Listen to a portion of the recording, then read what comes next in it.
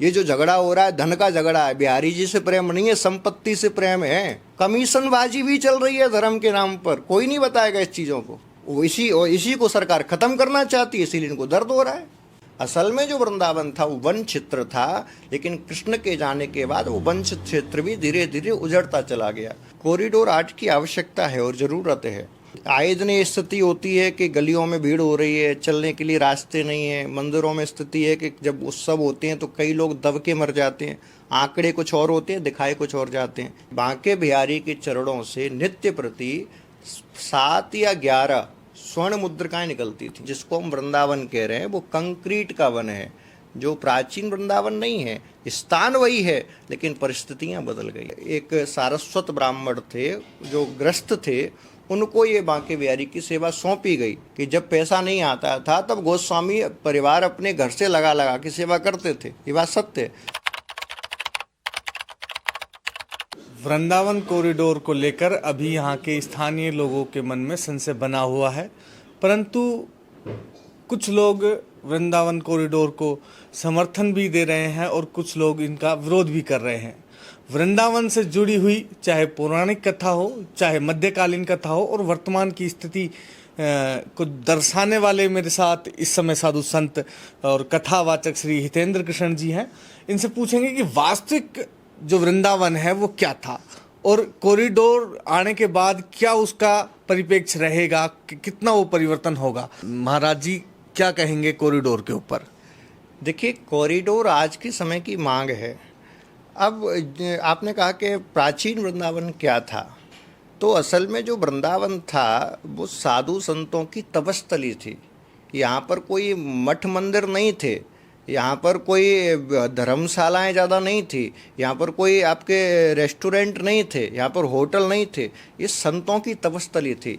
यहाँ छोटे छोटे वनों में किसी कंदरा के नीचे, किसी वृक्ष के नीचे संत आके तपस्या करते थे और अपनी आजीविका चलाने के लिए आसपास के गांवों से मधुकरी मांग कर, यानी कि भिक्षावृत्ति करके अपना जीवन यापन करते थे। लेकिन समय बदला, परिस्थिति बदली, यहाँ पर मठ मंदिरों का निर्माण हुआ, और जब निर्माण होता है तो सामान्य सी बात है कि वन प्रदेश समाप्त होता चला जाता है। तो जो वन, वृंदावन जिसका नाम में ही वन है, जो वन प्रदेश था, अब वो धीरे धीरे धीरे धीरे शहर बन गया, और इतना घनघोर शहर बन गया कि वन के नाम पर हमको छोटे छोटे स्थान दिखाए जाते हैं। बोले निधवन है, ये सेवा कुंज है, उसको संरक्षित करके बताया गया है निमित्त मात्र में। तो जो पूरा प्रदेश वन क्षेत्र था वो संयमित रह गया है। तो इसलिए आज की स्थिति में जिसको हम वृंदावन कह रहे हैं वो कंक्रीट का वन है, जो प्राचीन वृंदावन नहीं है। स्थान वही है, लेकिन परिस्थितियां बदल गई हैं। कृष्ण जी यहाँ से द्वारिका चले जाते हैं, उनका नाम रणछोड़ पड़ जाता है। उसके बाद जो वृंदावन की स्थितियाँ थी वो कैसी थी? यहाँ देखिए, कृष्ण 11 वर्ष और 56 दिन तक ब्रज में रहे। उसके बाद वो मथुरा चले गए। मथुरा से पढ़ने के लिए आपके इंदौर के पास में उज्जैन चले गए, और वहाँ से लौट के आए तो युद्ध लड़ते लड़ते और द्वारका के लिए प्रस्थान कर गए। वो वहाँ से ही वो शरीर को त्याग कर मोक्ष की प्राप्ति के लिए प्रस्थान किए हैं। अब रही ब्रज की बात, तो ब्रज कोई ऐसा स्थान नहीं था कि जहाँ पर कोई बड़े बड़े महल बना के लोग रहते हों, जैसा कि कथाओं में वर्णन किया जाता है। 2 स्थिति हैं, एक सत्य और एक भाव जगत। भाव जगत वाले जितने लोग हैं वो वृंदावन को एक अलग रूप में प्रदर्शित करते हैं कि बड़े बड़े सोने के महल हैं, ये है वो है, सब चीज़ें हैं। वो भाव जगत का अर्थ है कि आपके मन में है, वो आपके हृदय में, धरातल पे ऐसा नहीं है। सच्चाई कुछ और होती है। यदि हम सच्चाई पे जाएंगे तो छोटे छोटे कबीलों में लोग रहते थे।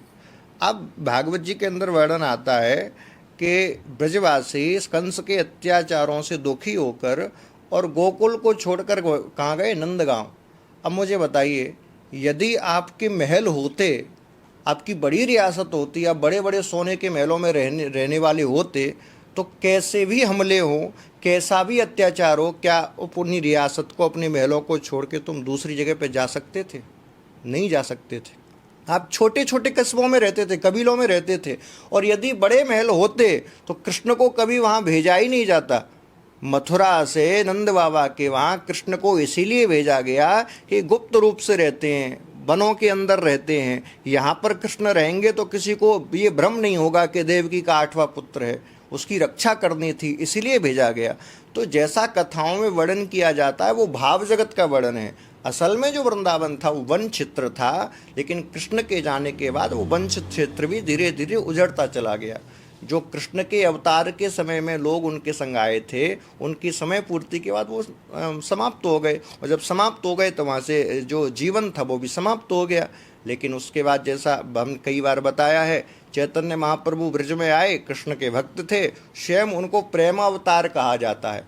जब वो आए तो उन्होंने कृष्ण के संकेत मात्र में कि ये स्थान पर हम कृष्ण की याद करने के लिए, उनकी तपस्या करने के लिए रह सकते हैं। तो जैसे हम अपने माता पिता की कहीं मृत्यु हो जाती है या कुछ हो जाता है तो उस स्थान पर माता पिता तो नहीं है, लेकिन उनका संकेत, उनकी याद बनी रहे, इसीलिए एक स्थान चयनित कर देते हैं कि इस स्थान पर फलाने माता जी हैं, उनकी पूजा हम करेंगे। तो वो सांकेतिक रूप से इस वृंदावन की, जिसको आज आप दर्शन कर रहे हो, उसकी स्थापना की गई। वहाँ बताया गया कि ये केसी घाट है, ये आपका सेवा कुंज है, ये निधिवन है, ये बिहारी जी का स्थान है, ये सब स्थान उनके द्वारा बताए गए और उनके द्वारा ही पूरा वृंदावन चयनित किया गया। समय धीरे धीरे बढ़ा, लोगों की भीड़ हुई, लोग आना शुरू हुए, भक्ति का प्रचार हुआ, विशेषकर भक्ति काल में खूब प्रचार हुआ। उसका परिणाम आज ये हुआ कि पिछले 10-20 दशकों में, जब से आपका यूट्यूब चैनल, आपके सोशल मीडिया, साथ में आपके जो सैटेलाइट चैनल हैं, आस्था, संस्कार इत्यादि आए, इन पर कथाओं का प्रचार प्रसार हुआ, वृंदावन की महिमा कथावाचकों ने गाई, तो वृंदावन में भीड़ शुरू हो गई। और उस भीड़ का दुष्परिणाम ये हुआ कि उस भीड़ ने वृंदावन को ही ख़त्म कर दिया। जो वृंदावन वन क्षेत्र था उसको कंक्रीटों का वन बना दिया। पूरे ब्रज क्षेत्र को काट काट के कहीं कोई महल बना रहा है, कोई मंदिर बना रहा है, कोई आश्रम बना रहा है, कोई होटल बना रहा है, कोई दुकान बना रहा है, कोई रेस्टोरेंट बना रहा है। और मैं अपना ही बात कह रहा हूँ, जो तीर्थ क्षेत्र साधना तपस्या स्थली होना चाहिए था, उसको केवल व्यापार का केंद्र मात्र बना दिया। ना तो तपस्या देखने को मिलती, ना साधना देखने को मिलती, चारों तरफ केवल धन की लूट मार देखने को मिलती है। ये धरातल की स्थिति है, इसको कहना और मानना संभव नहीं है। वृंदावन कॉरिडोर को बांके बिहारी मंदिर कॉरिडोर भी कहा जा रहा है। बांके बिहारी मंदिर की कथा क्या है और कहाँ से ये शुरुआत होती है मंदिर की कहानी, और कितनी भूमि के अंदर वो बना है बांके बिहारी मंदिर? देखिए, जैसा मैंने आपको बताया, आज से लगभग 500-550 वर्ष पूर्व स्वामी हरिदास जी वृंदावन में आए और वृंदावन में निधिवन एक स्थान है, वहाँ बैठ के उन्होंने साधना तपस्या की और इतनी साधना की, इतना वैराग्य प्रकट किया कि उनकी साधना के प्रभाव से बांके बिहारी को प्रकट किया गया, उनकी साधना के प्रभाव से। लेकिन बांके बिहारी मूर्ति रूप में हैं, सेवा उनकी होनी चाहिए, लेकिन वो आत्मज्ञानी महापुरुष थे, उनको तो बाहरी संसार का कोई भान ही नहीं रहता था। एक बार ध्यान करने बैठे तो पता चले 3-3, 4-4 दिन की समाधि लग गई। अब यदि समाधि लग गई तो सेवा कौन करेगा? सेवा करने वाला भी तो कोई चाहिए, क्योंकि बिहारी जी मूर्ति रूप में आ गए। अब उनकी तो दिन रात सेवा होनी चाहिए, तब तो सही रहेगा, वरना फिर जो सनातन धर्म का नियम चला आ रहा है तो वो खंडित हो जाएगा। तो सेवा को सुचारू रूप से चलाने के लिए पहले उन्होंने अपने शिष्यों को वो सेवा स्वीकार दी और शिष्यों के द्वारा वो आज के गोस्वामी परिवार पर वो सेवा आई। एक सारस्वत ब्राह्मण थे जो ग्रस्त थे, उनको ये बांके बिहारी की सेवा सौंपी गई। ऐसा पहले कहते हैं कि बांके बिहारी के चरणों से नित्य प्रति 7 या 11 स्वर्ण मुद्रिकाएँ निकलती थीं। नित्य प्रति सुबह जब आप पट खोलेंगे तो उनके चरणों में 5 या 7 या 11 स्वर्ण मुद्रिकाएँ रखी मिलती थी और उनसे ही पूरी सेवा होती थी। तो उसके कुछ लोभ में या लालच में कई लोगों ने उसका दुरुपयोग भी किया, लेकिन समय के साथ साथ फिर सब पूरे परिवार ने मिलकर और कई लोगों के सहयोग से बांके बिहारी मंदिर का निर्माण किया गया। आज जिस स्थान पर बिहारी जी हैं वहाँ उनको स्थापित किया गया और उसी के बाद पूरी पूजा पद्धति की परंपरा प्रारंभ हुई। मूल रूप से जो बांके बिहारी हैं उनका आधिपत्य जो आज हरिवंश हरिदासी परंपरा है, जहाँ का मूल स्थान टटिया स्थान है, वो टटिया स्थान के पास होना चाहिए और वही है। अभी श्रद्धालु आ रहे हैं और मर भी रहे हैं, कुछ लोगों की मृत्यु भी हुई है, कॉरिडोर कितने उनका पक्ष में है या कितने उनके विपक्ष में है? देखिए, कॉरिडोर आज की आवश्यकता है और ज़रूरत है, क्योंकि आप देखो वृंदावन में स्थान कम है, स्पेस कम है और लोग ज़्यादा हैं, तो उसकी आए दिन ये स्थिति होती है कि गलियों में भीड़ हो रही है, चलने के लिए रास्ते नहीं है। मंदिरों में स्थिति है कि जब उत्सव होते हैं तो कई लोग दब के मर जाते हैं, आंकड़े कुछ और होते हैं, दिखाए कुछ और जाते हैं, क्योंकि सत्य कभी संसार के सामने लाया नहीं जाता। तो उस स्थिति को सुधारने के लिए आप भी आज वृंदावन में आए हो, 1 किलोमीटर चलने के लिए आपको घंटों तक जाम में फंसा रहना पड़ता है, कोई व्यवस्थाएं नहीं है, चारों तरफ गंदगी देखने को मिलती है। तो उस चीज़ को सुधारने के लिए कॉरिडोर तो परम आवश्यक है और ये बनना भी चाहिए। इसका विरोध करने वालों को ये सोचना चाहिए कि जब कोई गाड़ी सीधी चल रही है तो उसको कोई परेशानी नहीं आती, लेकिन जब वो गाड़ी टर्न लेती है, मुड़ती है, तो जब स्पीड भी कम होती है, आवाज़ भी ज़्यादा होती है, तो इससे घबराने की ज़रूरत नहीं है। ये जो वृंदावन का टर्निंग पॉइंट आया है, जहाँ थोड़ा सुधार वृंदावन में होगा, वो उस टर्निंग पॉइंट की सांसारिक प्रक्रिया है कि जब कोई रास्ता पे टर्न होता है तो ये थोड़ा बहुत जो खटपट हो रही है, आवाज़ हो रही है, विरोध हो रहा है, ये उसी का नतीजा है। स्पीड जो कम हो रही है कि नहीं, ये बिहारी जी को हम लेके चले जाएंगे, ये कर देंगे, वो करेंगे, तो एक स्वाभाविक प्रक्रिया है। इससे डरने की या इससे कोई घबराने की आवश्यकता नहीं है। कॉरिडोर बनना तय है, बनेगा, संसार की कोई शक्ति इसको नहीं रोक सकती। पहले भी एक बार औरंगजेब ने आक्रमण किया था, तो नाथ द्वारा जो राजस्थान के राजसमंद में स्थित है वहाँ मूर्ति ले जाई गई थी, और वहाँ के जो राजा थे, राजा रतन सिंह, उन्होंने वो मंदिर बनवाया था। आज नाथ जी की हवेली के नाम से वो बड़ा फेमस है, वो भी गोसाई समुदाय के द्वारा ले जाया गया था। तो क्या ये गोसाई समुदाय जो बांके बिहारी जी की वर्तमान मूर्तियाँ हैं, वो क्या कहीं और भी ले जाएगा, तो क्या वृंदावन का फिर विनाश हो जाएगा? ऐसा नहीं है, अब बात विनाश की नहीं है। पहली बात तो ले ही नहीं जा सकते, दूसरी बात किसी इस मूर्ति को कहीं ले जाने से या ना ले जाने से विनाश नहीं होता। अब दूसरी बात आपने कहा लाना ले जाना, तो वृंदावन के जो प्राचीन ठाकुरों की मूर्तियां हैं, 2 प्रकार की होती हैं, एक अचल और एक चल। अचल स्थापना जो होती है कि एक बार आपने स्थापना कर दी तो आप एक स्थान से दूसरे स्थान पर उसको शिफ्ट नहीं कर सकते। लेकिन वृंदावन की जो परंपरा है, उसकी जितनी ये विग्रह हैं वो अचल मूर्तियाँ हैं, चल मूर्तियाँ हैं। चल का अर्थ है उसको आप कहीं भी स्थापित कर सकते हो। कई आपने वो देखा होगा, कई बार बिहारी जी अंदर गर्भगृह में उत्सव आता है तो बाहर आ जाते हैं, फिर फूल बंगला में बाहर आ जाते हैं। तो ये चल स्थापना है, इसको एक जगह स्थापित नहीं किया गया है। उसका कारण यही था चल स्थापना का कि जिस समय बिहारी जी का प्राकट्य हुआ, उस समय मंदिर बने, उस समय मुगलों का शासन था भारत के अंदर, और यदि चल स्थापना अचल स्थापना कर देते तो मूर्ति को एक जगह से दूसरी जगह ले जाना संभव नहीं होता। अब मान के चलिए मूर्ति अचल है, तो अचल का मूर्ति जब स्थापना होती है तो उसको बाकायदा ऐसा स्थापित किया जाता है कि उसको निकालना बहुत मुश्किल होता है। और रात में आक्रमण कर दिया मुगलों ने, तो मूर्ति को कौन निकालेगा, कैसे निकालेगा, कैसे उसकी सुरक्षा होगी? इसलिए अचल स्थापना की गई कि यदि आक्रमण होता है तो उस मूर्ति की रक्षा के लिए हम कहीं भी उसको सुरक्षित स्थान पर ले जा सकें। इसीलिए वृंदावन में अचल स्थापना की भूमिका है। तो यही तो गोस्वामी समुदाय के लोग कह रहे हैं कि अगर कॉरिडोर आता है तो हम मूर्ति बांके बिहारी जी की मूर्ति है वो किसी अन्य स्थान पर ले जाएंगे। आपने बहुत अच्छा प्रश्न पूछा। बांके बिहारी या अन्य जितने भी ठाकुर हैं, जैसे मदन मोहन जी वृंदावन में थे, करौली ले जाया गया। आपके और भी ठाकुर जी हैं जो आपके राजस्थान में गोविंद देव जी का मंदिर राजस्थान ले जाए गए। लेकिन इन मूर्तियों को यहाँ से ले जाने के पीछे कारण क्या था? जो आक्रमणकारी आक्रमण करने आए थे वो मंदिर को भव्य नहीं बना रहे थे, स्थान को भव्य नहीं बना रहे थे, कुछ उसमें निर्माण नहीं कर रहे थे, उसको तोड़ रहे थे, खंडित कर रहे थे। तो बचाने के लिए ले जाया गया। अब की जो सरकार है वो तुम्हारे मंदिर को या मूर्ति को, विग्रह को खंडित करने के लिए काम नहीं कर रही है, वो उस वृंदावन का स्वरूप पुनः लौटाने के लिए काम कर रही है, वो मंदिर को भव्य बनाने के लिए काम कर रही है। तो जो कोई व्यक्ति अच्छे विचार से तुम्हारे वहाँ आया है और तुम अपने आर्थिक लाभ के लिए, या तुम्हें ये जो विरोध हो रहा है उसके पीछे का मूल कारण क्या है? सरकार ने पहले फैसला लिया कि हम कॉरिडोर बनाएंगे लेकिन मंदिर की व्यवस्था में हस्तक्षेप नहीं करेंगे। तो सारे गोस्वामी साथ थे। क्यों साथ थे? कि बोले मंदिर की व्यवस्था हमारे हाथ में रहेगी तो जितना धन आ रहा है, जितनी संपत्ति आ रही है, उस पर हमारा अधिकार। मूल झगड़ा बिहारी जी का नहीं है, संपत्ति का है प्रभु।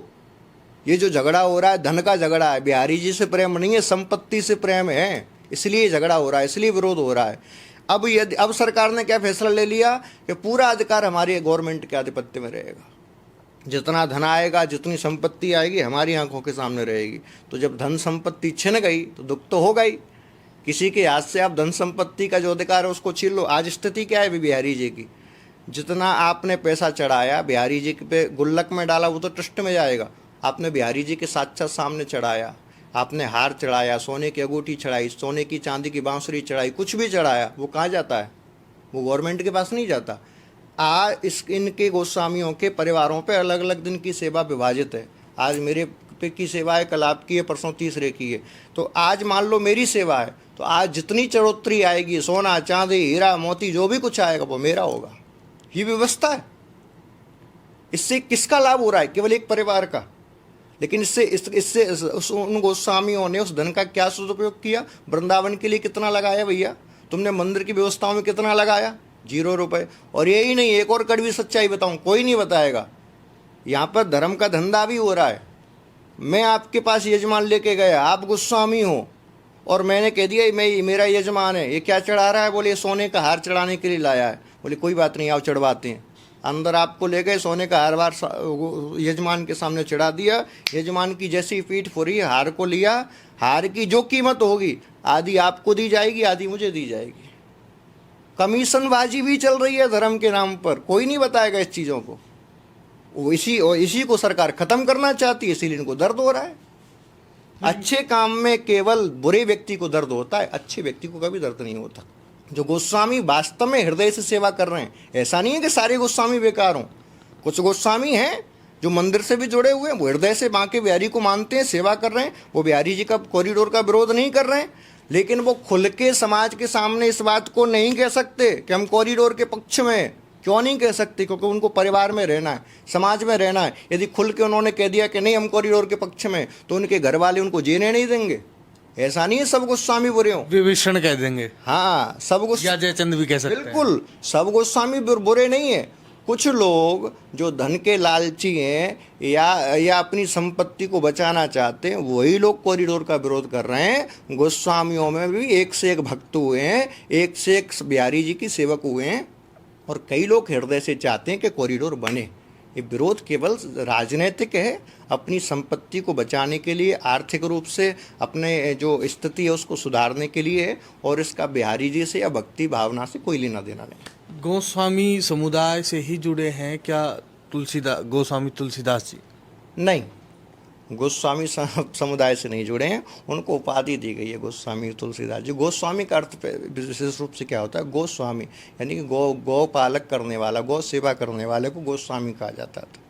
तो ये कोई नाम नहीं। तुलसीदास जी के नाम पे ये गोस्वामी तुलसीदास कैसे जुड़ा? नहीं, ऐसा नहीं। गोस्वामी तुलसीदास जी की अलग परंपरा है, इन गोस्वामियों की अलग परंपरा है। कुछ महिलाएं बता रही थी बांके बिहारी मंदिर के अंदर पहले जब पूजा का जो चढ़ावा है वो नहीं आता था, तब वो अपने घर से रुपए लगा लगा के पूजा पाठ करते थे।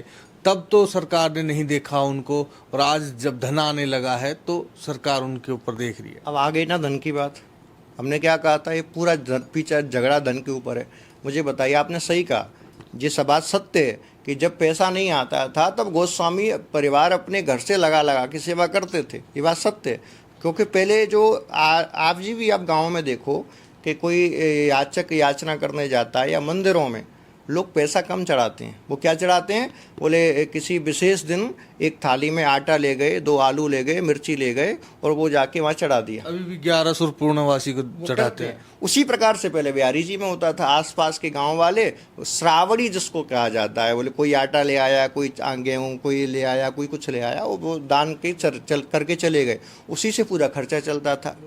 अब यूँ कह रहे हैं ना कि पहले क्यों नहीं आई सरकार, अब क्यों आई है? पहले इतनी भीड़ नहीं थी, पहले व्यवस्थाओं की आवश्यकता नहीं थी, इसलिए सरकार को हस्तक्षेप करने की जरूरत नहीं पड़ी। सरकार हस्तक्षेप वहीं करती है जहां व्यवस्था बिगड़ती है।